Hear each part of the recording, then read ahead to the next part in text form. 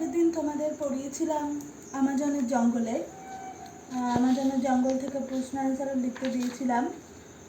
তারপর একটা ছোট্ট কবিতা আছে, সত্যি চাওয়া নরেশ গুহ, এই 6 লাইনের।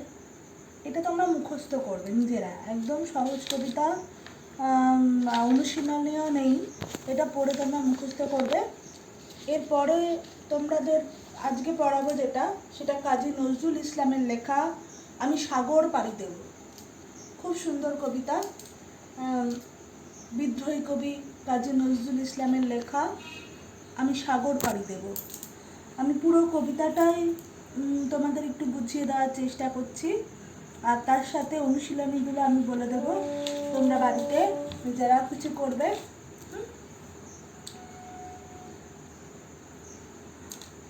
আমি সাগর পাড়ি দেব, আমি সওদাগর, 7 সাগরে ভাসবে আমার সপ্ত মাধুকর। আমার ঘাটের সওদা নিয়ে যাব সবার ঘাটে, চলবে আমার বেচা কেনা বিশ্বজোড়া হাটে। ময়ূর পঙ্খী বজরা আমার লাল বাউটা তুলে, ঢেউয়ের দোলায় মরাল সম চলবে দুলে দুলে। সিন্ধু আমার বন্ধু হয়ে রতন মানিক তার, আমার তরি বোঝাই করে দেবে উপহার। গল্পের যে লেখক বা কথক, সে নিজেকে সওদাগরের সাথে তুলনা করেছে। সে একটা ছোট্ট শিশু মনে করেছে নিজেকে। সওদাগর মানে কি? ব্যবসায়ী। যারা সমুদ্রতে বড় বড় নৌকা জাহাজ নিয়ে ব্যবসা করে বেড়ায়, তারা হচ্ছে সওদাগর। বলছে আমি সাগর পাড়ি দেব, আমি সওদাগর, আমি সাগর পাড়ি দিয়ে যাব, আমি এক ব্যবসায়ী সওদাগর। 7 সাগরে ভাসবে আমার সপ্ত মাধুকর। সপ্ত মাধুকর হচ্ছে 7টা বাণিজ্য তরীর মধ্যে একটা। সেটা চাঁদ সওদাগরের গল্প তোমরা পরে পড়বে অনেক বড় হয়ে। সে চাঁদ সওদাগরের 7টা বাণিজ্য নৌকার মধ্যে একটা নৌকা হচ্ছে সপ্ত মাধুকর। তা সেই সপ্ত মাধুকর 7 সাগরে যেন ভেসে বেড়াবে। আমার ঘাটের সওদা নিয়ে যাব সবার ঘাটে। আমার ঘাটের সওদা মানে পণ্যদ্রব্য, যেগুলো আমরা বিক্রি করি, সেই পণ্যদ্রব্য নিয়ে সবার ঘাটে আমি যাব। চলবে আমার বেচা কেনা বিশ্বজোড়া হাটে। আমার বেচা কেনা সারা বিশ্বের হাটে আমার পণ্যদ্রব্য বেচা কেনা হবে। ময়ূর পঙ্খী বজরা আমার লাল বাউটা তুলে। ময়ূর পঙ্খী মানে ময়ূরের মতো দেখতে, বজরা মানে কি? বড় আস্তে আস্তে চলা নৌকা, তাকে বজরা বলে। তা সেই বজরা ময়ূরের মতো দেখতে, সেই বজরা লাল বাউটা তুলে সমুদ্রের মধ্যে দিয়ে এগিয়ে যাবে। ঢেউয়ের দোলায় মরাল সম চলবে দুলে দুলে। ঢেউয়ের দোলায়, মরাল মানে রাজহাঁস, মরাল সম রাজহাঁসের মতো দুলে দুলে চলবে।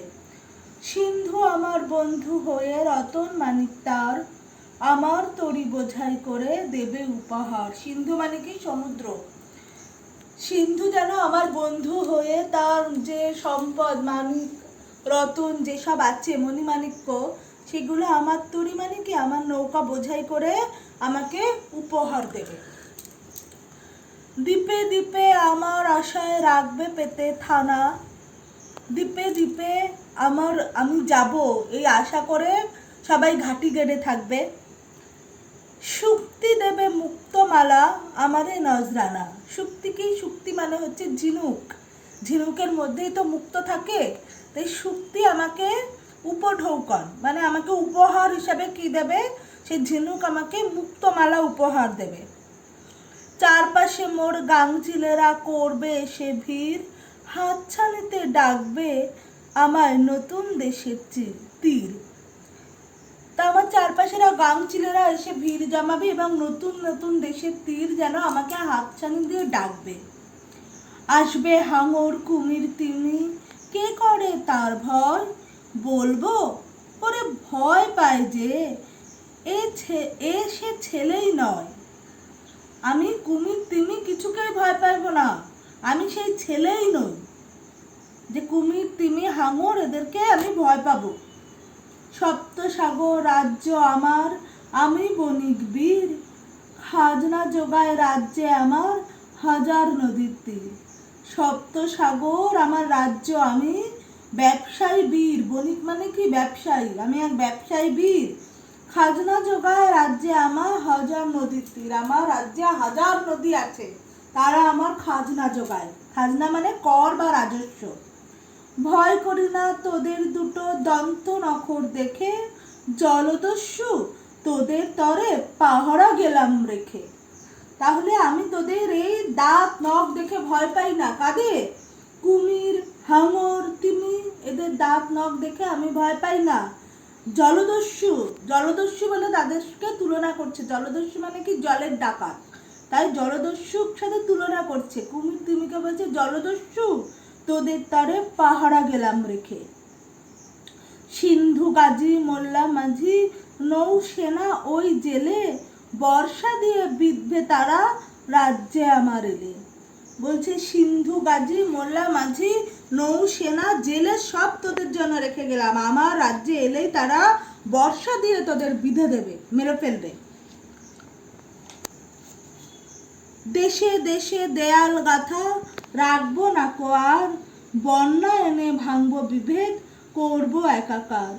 দেশে দেশে আমাদের কি এক এক দেশের মাঝখানে প্রাচীর দেওয়াল কি থাকে? কিন্তু আমাদের বর্ডার থাকে। আমাদের একটা এই দেশ থেকে ওই দেশের মধ্যে যেতে আমাদের বারণ। তাই সেই শিশু বলছে দেশে দেশে সেই বিভেদ রাখবো না, বন্যা এনে সেই দেওয়াল ভেঙে দেব। আমার দেশে থাকলে সুধা তাদের দেশে নেব, তাদের দেশে সুধা এনে আমার দেশে দেব। সুধা মানে কি? অমৃত। আমার দেশে যদি অমৃত থাকে তাহলে আমি সেই দেশে নিয়ে যাব, আবার সেই দেশে যদি অমৃত থাকে তাহলে আমিও সেটা নিয়ে আসবো। কোনো বিভেদ সেখানে থাকবে না। বলবো মাকে ভয় কি গো মা, বাণিজ্যেতে যাই, সেই মণিমা দেব এনে তোর ঘরে জানাই।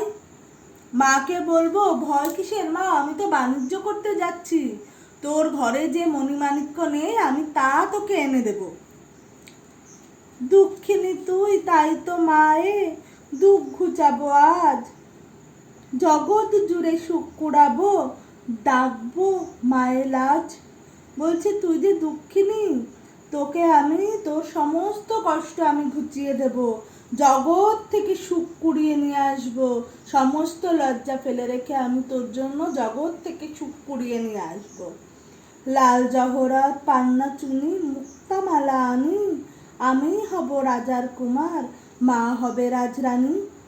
বলছে লাল জহরত পান্না চুনি মুক্তা মালা এগুলো সব কি? এক একটা মণিমাণিক্য। এই নামগুলো, এইগুলো আমি নিয়ে আসবো তোর জন্য। আমি হব রাজার কুমার আর তুই মা হবে কি? রাজরানী। আমি হব রাজার কুমার, মা হবে রাজরানী। আমি রাজকুমার হব আর তুই হবি রাজরানী। তা কত সুন্দর একটা শিশুর কল্পনায় কবিতাটি ফুটে উঠেছে। ঠিক আছে, এরপরে দেখো অনুশীলনী 3। সবার আগে বলছি শব্দার্থগুলো খুব সুন্দর করে পড়বে, তাহলে দেখবে কবিতার সব অর্থগুলো তোমরা আরো ভালোভাবে বুঝতে পারবে। এরপরে দেখো 3 নম্বরের অনুশীলনীতে ভেদ বিভেদ কি আছে?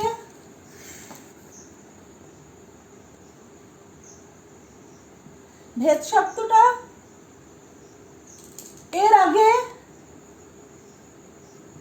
বি বসিয়ে বিভেদ একটা শব্দ হয়ে গেল। ঠিক সেই রকম ভাবেই সব করতে হবে। দেখো ভাগ আছে, তার আগে বি বসিয়ে দিলে বিভাগ হয়ে গেল। তারপরে দেখো আছে তৃষ্ণা, ঠিক তার আগে বি বসিয়ে দিলে বিতৃষ্ণা হয়ে গেল। সবগুলোর আগে বি বসাবে, দেখবে এক একটা করে নতুন শব্দ তৈরি হয়ে যাচ্ছে। তৃষ্ণা, বিতৃষ্ণা, একটা শব্দ, নতুন শব্দ তৈরি হবে। তাই সবগুলোর আগে বি বসিয়ে আর একটা নতুন শব্দ তৈরি করবে, কেমন? এরপরে 4-এরটা পড়তে হবে না। 5-এ দেখো উচ্চারণের মিল হিসাবে ম্যাচ করবে, দাগ দিয়ে মিলাবে। কি সওদাগর, সওদাগরের সাথে মিলছে দেখো মধুকর, দুটো বলে দেব। আজ থেকে আজের সাথে মিলছে লাজ, আরো দুটো আছে, তোমরা করবে। 6 নম্বর অনুশীলনীতে কিছু প্রশ্ন আছে, আমি একটু ধারণা দিয়ে যাব আর কিছু কিছু ধরিয়ে দেব, পুরোটাই তোমরা করবে। সওদাগর কোথায় পাড়ি দিতে চায়? আমি সাগর পাড়ি দেব, আমি সওদাগর, তাহলে কোথায় যাবে পাড়ি দেবে? সাগর পাড়ি দেবে। ময়ূরপঙ্খী বজরা কিসের মতো দুলে দুলে যাবে? মরালের মতো, মরাল মানে রাজহাঁস, রাজহাঁসের মতো দুলে দুলে যাবে। শুক্তি সাগরকে কি নজরানা দেবে? শুক্তি কি বলেছিলেন? ঝিনুক। ঝিনুক কি নজরানা দেবে বলো তো? মুক্তামালা। কথক সওদাগর হয়ে কাদের ভয় পায় না? কুমির, হাঙর, তিমি, এদেরকে ভয় পায় না। কথক সওদাগর কিভাবে বিভেদ ভেঙে সমস্তকে একাকার করে দেবে? ওই যে বললাম, সব দেশের প্রাচীর বর্ণা দিয়ে ভেঙে দেবে, তাই না? গল্পটা কবিতাটা একটু পড়বে, দেখো ওখানে লেখা আছে, বন্যা এনে ভাঙবো বিভেদ করবো একাকার, দেশে দেশে দেওয়াল গাথা রাখবো না কোয়ার, বন্যা এনে ভাঙবো বিভেদ করবো একাকার। কথক কাদের জলদস্যু বলেছেন? মরাল, তিমি, হাঙর, এদেরকে জলদস্যু বলেছেন। তাদের জন্য তিনি কাদের পাহারা রেখে যেতে চান? সেই যে বললাম, কাদের পাহারা রাখবে বলো তো? সিন্ধু গাজী, মোল্লা মাঝি, নৌসেনা ওই জেলে। এই লাইনটার থেকে উত্তর পেয়ে যাবে, তবে কবিতার লাইন দিয়ে কিন্তু একটা উত্তর লিখবে না। দেশে দেশে দেয়াল গাথা বলতে কি বুঝিয়েছেন? আমি কবিতাটা বোঝানোর সময় তোমাদেরকে বললাম, একটু শুনে নিয়ে উত্তরটা পেয়ে যাবে। কথক, কবিতার কথক কোন কোন জিনিসকে 7 সংখ্যা দিয়ে উল্লেখ করেছে? দেখো তো একটু খুঁজে পাও কিনা। সপ্ত সাধু, সপ্ত মধুকর, সপ্ত সাগর, দেখো আরো কিছু পাও কিনা। আমি তো দুটো বললাম। দুঃখিনী মায়ের দুঃখ ঘোচাবে কবি কি করতে চান? কবিতার শেষে বলে দিয়েছি আমি, একটু শুনে নেবে। কবিতায় কোন কোন রত্নের উল্লেখ আছে খুঁজে বার করো, একদম শেষের লাইনে আছে, আরো উপরের দিকে আছে, নিজেরা একটু পড়বে। কবিতায় কোন কোন জলজ প্রাণীর কথা আছে? আর এর আগে অনেকগুলো উত্তর বললাম, হাঙর, তিমি, কুমির, আরো কিছু আছে নাকি দেখো, নিজেরাই পেয়ে যাবে। আমি একটু ধরিয়ে দিলাম, তোমরা অনুশীলনীটা 3, 5 আর 6 করবে, করে খাতায় লিখে আমাকে পাঠিয়ে দেবে, কেমন? আজকে এখানে থাক।